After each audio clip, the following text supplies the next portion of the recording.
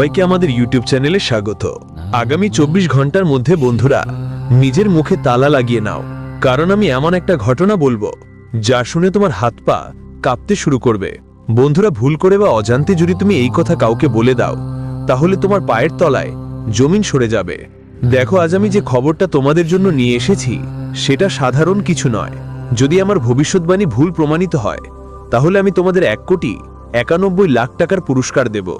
বন্ধুরা দেখো, এটা আসছে আগামী 24 ঘন্টা একদমই সাধারণ হবে না। বন্ধুদের, তোমাদের জীবনে এই সময় এমন কিছু ওঠাপড়া শুরু হবে যা তোমার জীবন পুরোপুরি উল্টে পাল্টে দেবে। এই আগামী 24 ঘন্টা তোমার জীবনের সবচেয়ে কঠিন সময় হতে পারে, কারণ এমন একটা বিপর্যয় আসছে যা শুধু বাইরেই নয়, ভিতরেও সবকিছু কাঁপিয়ে দেবে। কারণ বন্ধু দেখো, এখন তোমার কুণ্ডলিতে শনি, শুক্র আর কেতু, এই 3 গ্রহ মিলে যে মারস তৈরি করছে, সেই জোটেই তোমার জীবন নষ্ট করার জন্য যথেষ্ট। এবং দেখো বন্ধু, যখনই তোমার কুণ্ডলিতে এই 3 গ্রহের সংমিশ্রণ হয়, তখনই এই জীবনে তোমার অনেক কিছু ছিনিয়ে নেওয়া হয়েছে। কিন্তু আজ আমি তোমাদের এমন কিছু কথা বলবো, যদি তুমি সময় মতো এদের খেয়াল রাখো আর আমার দেওয়া সতর্কতা মেনে চলো, তাহলে তুমি অনেক বড় বিপদ থেকে বাঁচতে পারবে। কিন্তু এটা তখনই সম্ভব যখন তুমি এই ছোট্ট ভিডিওটা শেষ পর্যন্ত মন দিয়ে দেখবে। বন্ধু, যে রাস্তা দিয়ে তুমি প্রতিদিন যাই, আর সেই রাস্তা অচেনা ঝুঁকিতে ভরে যাবে, বাতাসে অদ্ভুত একরকম অস্থিরতা ছড়াবে, শ্বাসকষ্ট হবে আর হৃদয়কেও কোনো অনাকাঙ্ক্ষিত ঘটনার আভাস পাবে। কারণ বলছি বন্ধুরা, এই সময় তোমার জীবনে এমন এক গভীর নীরবতা নেমে আসবে যে তোমার হৃদস্পন্দন তোমাকে ভয় দেখাতে শুরু করবে। তুমি ভাববে সব ঠিক আছে, কিন্তু ভিতরে কিছু ভেঙে পড়ছে মনে হবে। সম্পর্ক, পরিবার, আশা সবকিছু এক এক করে তোমার চোখের সামনে ছড়িয়ে পড়বে।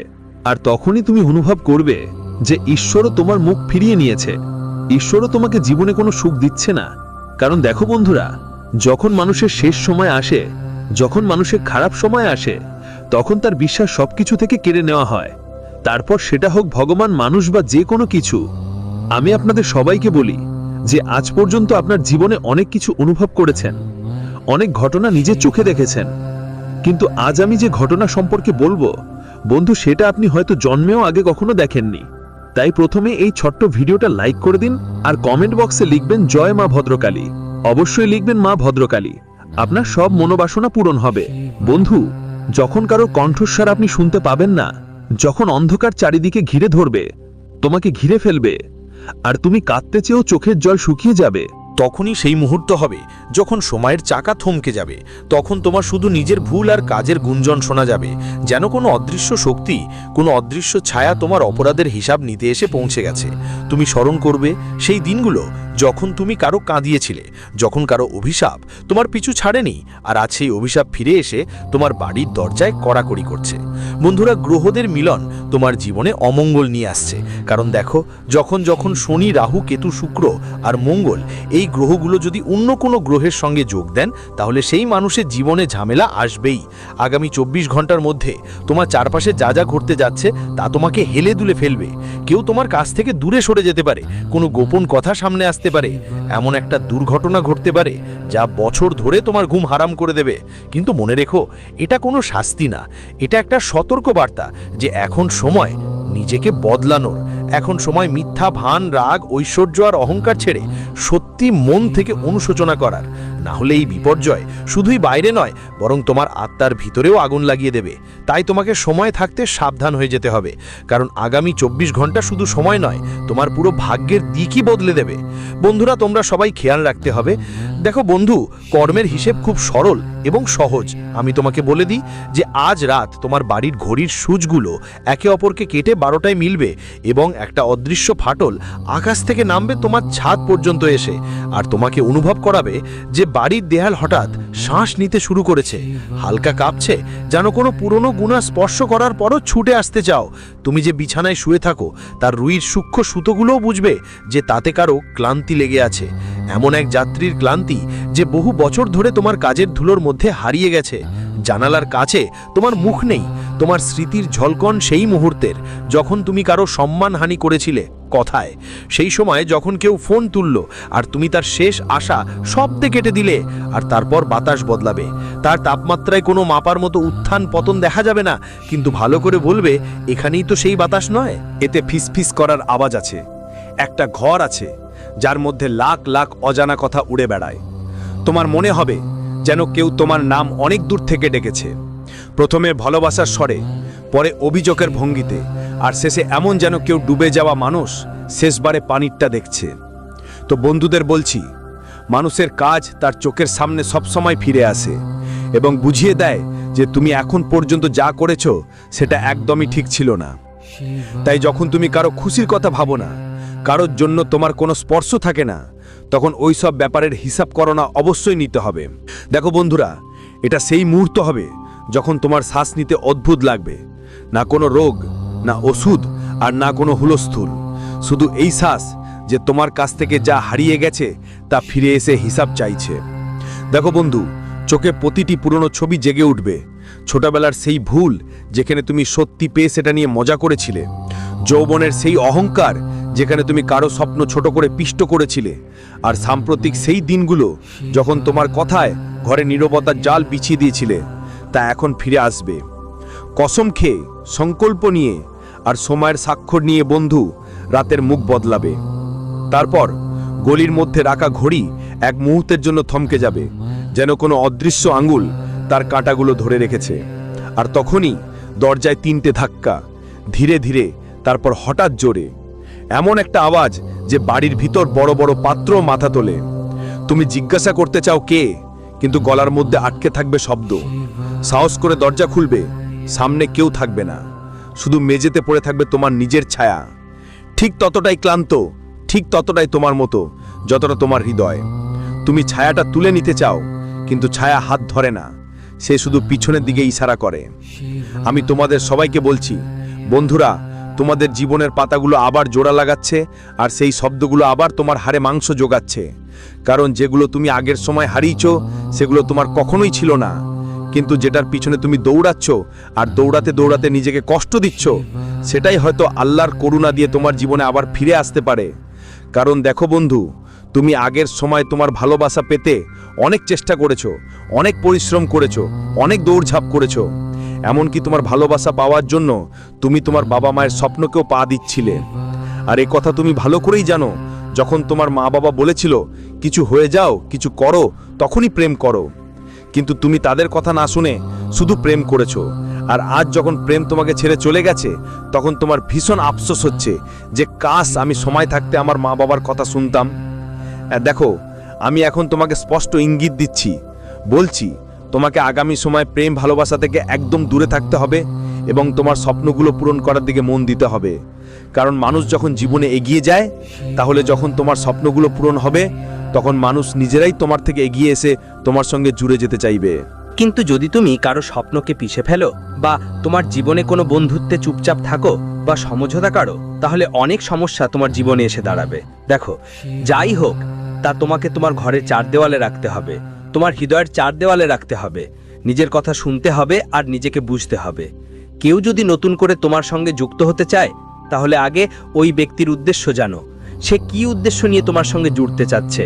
আর বলো, এই সময় মাপ চাইতে হয়, ভুল শুধরাতে হয়, ফিরে আসতে হয়, আর ত্যাগও করতে হয়। এই জিনিসগুলো এমন যে একবার তোমার জীবনে চলে গেলে আর ফিরে আসে না। হঠাৎ বুঝতে পারবে, অন্ধকারে প্রথমে মিথ্যা দেখা যায়, তারপর আস্তে আস্তে সত্যি আসে, কিন্তু সেটা ধীরে ধীরে।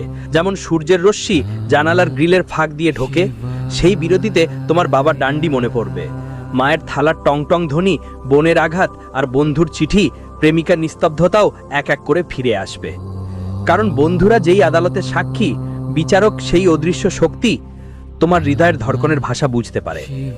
তবুও তুমি এখনো সিদ্ধান্ত নাওনি, কারণ দেখো বন্ধু, এই মুহূর্তে 9টি গ্রহ তোমার পক্ষে সাক্ষ্য দিচ্ছে যে তোমাকে তোমার জীবনের সবচেয়ে মূল্যবান জিনিস খুব শিগগিরই পাওয়া যাবে। তোমার জীবনের সঙ্গে জড়িত শত্রুরাও একটু সক্রিয় হয়ে উঠবে, ভাববে এই মানুষটার কাছে সবকিছু কিভাবে এসে গেল, শেষ পর্যন্ত সে কষ্ট না করে কিভাবে পেয়ে গেল। দেখো, যখন কোনো মানুষের সঙ্গে গ্রহের সমর্থন থাকে, তখন তার ভাগ্য বদলাতে বেশি সময় লাগে না। তার ভাগ্যে ঈশ্বর কিছু না কিছু অবশ্যই লিখে রাখেন। আর তুমি দেখবে বন্ধু, এই সময় তোমার ফাঁকা খরচ অনেক বেশি হতে পারে, হয় শখ পূরণ করতে গিয়ে, বা এমন কিছু কিনতে যা তোমার একদমই দরকার ছিল না, তবুও তুমি জোর করে সেটা কিনে ফেলো এবং বলো যে তোমার নিজের পায়ে দাঁড়ানোর খুবই দরকার। কারণ যদি তুমি এবার আবার কারো সাহায্যে দাঁড়াতে চাও, সেই মানুষ তোমায় পড়ে যাওয়ার জন্য কয়েক সেকেন্ডও নেবে না। কারণ মনে রেখো বন্ধু, প্রায় যেই গাছের ডালে আমরা ঝুলনা বাঁধি, ঠিক সেই গাছের ডালেই একদিন সেটাই ভেঙে পড়ে বা কেটে যায়। কারণ ঠিক এমনই, যখন তুমি কারোর উপর ভরসা করেই দাঁড়াও, সিদ্ধান্ত নাও, তখন দেখো সেই মানুষ একদিন তোমাকে মুখ থুবড়ে পড়তেই বাধ্য করবে। আর এক কথা মনে রেখো, এই সময় অন্য কারো সাথে তোমার জীবনের গোপন বিষয় একেবারেই শেয়ার করো না। আমি তোমাদের বলতে চাই বন্ধু, তুমি দেখবে তোমার জীবনে কি পেয়েছো, কি হারিয়েছো, আর কি পাওয়ার আশা রাখো। আর বন্ধুদের জানাই, এই সময় তোমাকে শুধু কঠোর পরিশ্রমের ওপর মনোযোগ দিতে হবে। তুমি কোনো রং, কদ, ভাষা, কাপড় দেখে যদি কাউকে কমজোর মনে করা হয়, তাহলে এসব জিনিস জীবন্ত। তোমার আচরণের স্মৃতিগুলো তাদের প্রতিটি কোষে ধাক্কা দেয় তোমার কাল আর আজকে ঘিরে রেখেছে তারা। না ভয় দেখায়, না সঙ্গ দেয়, বরং দেখায় তুমি কে হয়েছো। ভয় পেও না, হ্যাঁ কাঁপো, কারণ এই কাঁপুনি সঠিক প্রশ্ন তোলে, আমি কি সত্যিই এমন হতে চাই? যদি উত্তর না হয়, তাহলে প্রলয় তোমার জন্য আশীর্বাদ হতে পারে। মনে রেখো বন্ধু, পরে 24 ঘন্টার মধ্যে তোমার জীবনে প্রলয় আসবে, আর প্রতিটি প্রলয়ের একটা লুকানো তীর্থস্থান থাকে, সেখানে পৌঁছানো তোমার হাতে। কিন্তু তার জন্য এখন থেকেই, রাত থেকে তোমাকে অনেক কিছু ত্যাগ করতে হবে। বন্ধুরা, আগে তোমার ভেতর থেকে সেই শব্দগুলো বের করে ফেলো যা তুমি প্রতিদিন অন্যদের উপর ছুঁড়ে মারো। বিদ্রূপ, ব্যঙ্গ এবং কটাক্ষগুলো কাগজে লিখে রাখো এবং বুঝে নাও, প্রতিটি নেতিবাচক শব্দ যেন চুম্বকের মতো ফিরে আসে তোমার কাছে। তাই তোমার প্রথম কাজ হবে এই ব্যাপারে সচেতন থাকা, যেন কাউকে বিদ্রূপ না করো, কাউকে তিরস্কার না করো, আর কাউকে কটাক্ষ না করো। যদি তুমি যেমন হও তেমনই থেকো, তাহলে পরমপিতা তোমাকে অবশ্যই গ্রহণ করবেন। কিন্তু দেখো, অনেক মানুষ এমন মানুষ থাকে যারা সব সময় অন্যদের উপহাস করে, মানে মজা করে, ঠাট্টা করে, সব সময় কাউকে কিছু না কিছু তুলে ধরে বলে দেয়। কারো দারিদ্র্যের উপর মজা করে, কারো পরিশ্রমের উপর ঠাট্টা করে। এমন মানুষের সাথে জীবন যখন খারাপ হয়, তখন তার পাশে দাঁড়ানোর মতো কেউ থাকে না। এটুকু কথা অবশ্যই ভালোভাবে মনে রাখবেন। বন্ধুদের জন্য আমি বলেই রাখি, এমন একটা ফোন তোমার কাছে আসতে পারে যা তোমার রাতের ঘুম হারাম করে দিতে পারে। মানে কারো হাসপাতালে যাওয়ার খবর আসতে পারে, বা কারো ডিভোর্স হওয়ার খবর আসতে পারে। একটা ছোট্ট একটা ভুল তোমার জীবনে এখনই বড় সমস্যা নিয়ে আসতে পারে। আগে তো ঝড়ো রাতে বাড়ির বাইরে বেরোতেই হবে না, এটার খেয়াল খুব ভালো করে রাখতে হবে। ফাঁকা রাস্তা এড়িয়ে চলতে হবে, যেখানে একটু মানুষের চলাচল থাকে ঠিক সেখানেই যেতে হবে। আর বাইরে কেউ তোমাকে কিছু খেতে দিলে একদম খাবেন না। অনেকের অভ্যাস থাকে পান, বিড়ি, গুটকা ইত্যাদি একে অপরের কাছে থেকে খাওয়া, এটা এই সময় একদম করা যাবে না। আজ রাতটা তোমার, তুমি ঘর থেকে 3টা জিনিস বাইরে রাখবে। প্রথমটা সেই পুরনো অহংকার, যেটাকে তুমি তোমার সাফল্য ভেবে থাকো। দ্বিতীয়টা সেই অলসতা, যা তোমার সংকল্পগুলোকে কালকে ঠেলে দেয়। আর তৃতীয়টা সেই ভয়, যা তোমাকে সত্য বলতে দেয় না। এগুলো বাইরে রাখলে দেখবে সকালের বাতাসটা আলগা লাগবে, আর তোমার ভেতরের আকাশ হালকা হবে। তবে ধ্বংস এখনো টলা যায়নি, সে তোমাকে পরীক্ষা নিতে চায়। সকাল 4:10টায় তোমার ভেতরে একটা অনুভূতি জাগবে, যেন কোনো দরজা ভেতর থেকে খুলে গেছে। তুমি চাইলে সেটা অজানা করে আবার ঘুমোতে পারো, তবে জীবন ঠিক আগের মতো, ঝামেলা আগের মতোই।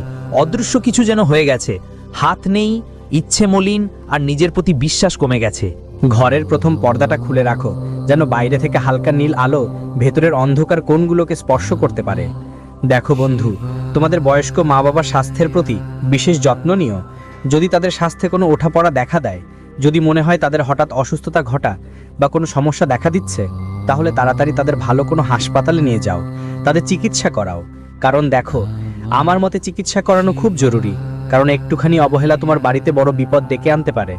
এবং শুধুমাত্র পরিবারের বড় বড় বয়স্কদের কথা না বলছি, তোমার বাড়িতে যদি আর কেউ থাকে যার স্বাস্থ্য অনেকদিন ধরে খারাপ থাকে, তবু মৌসুমি রোগগুলো বিরক্ত করবে। আর যদি মৌসুমি রোগগুলো সময় মতো ঠিক না করা হয়, তবে পরে এটা তোমার জন্য বড় সমস্যার কারণ হতে পারে। আর একটা কথা খুব মনে রাখবেন আমার প্রিয় বন্ধু, এই সময় তোমার বাড়ির মধ্যে সত্যের আয়না একটু ঢেকে রাখো। কারণ সত্যের আয়না এমন একটা আয়না, একবার বাইরে বেরিয়ে গেলে বা কাউকে দেখিয়ে দিলে পরিবার টুটতে বেশি সময় লাগে না। কারণ এখনকার সময় সত্য কাউকে নষ্ট করতেই পারে, বেহুদা কিছুই নষ্ট হয় না আজকাল। যদি তুমি মিষ্টি মিথ্যা বলো, মানুষ খুশি খুশি সেটা শুনবে। এখন মিথ্যা ছলনার যুগ বন্ধু, তাই তোমাকে বলছি, মিথ্যা মানুষ আর বাহুল্যের মধ্যে এতটা অহংকার করো না যে তোমার ভবিষ্যতের উপার্জন, তোমার ভবিষ্যতের সব প্রশ্নই তুমি নিজের ঝুঁকিতে ফেলো। দেখো, বড় বাজি ধরার সময়ও এসে গেছে। তোমার বাড়িতে এখন কোনো শুভ অনুষ্ঠানের পরিকল্পনাও হতে পারে। আর যখন তোমার ছেলে বা মেয়ের জন্য কোনো বিয়ে নিয়ে প্রস্তাব আসবে, তখন কিছু শুভাকাঙ্ক্ষী প্রথমে সেই প্রস্তাবে বাধা দেবার চেষ্টা করবে। আর এটাই তোমাকে সময় অনেক বড় বিপদেও ফেলতে পারে। সবাইকে বলি, বন্ধুদের পরিবারের সঙ্গে থেকে তুমিই তোমার জীবনের সব সমস্যা থেকে বেরোতে পারবে। তোমরা যাদের উপর বিশ্বাস করছো, পরিবারের মানুষদের ছাড়া তাদের দিকে ধ্যান দিও না।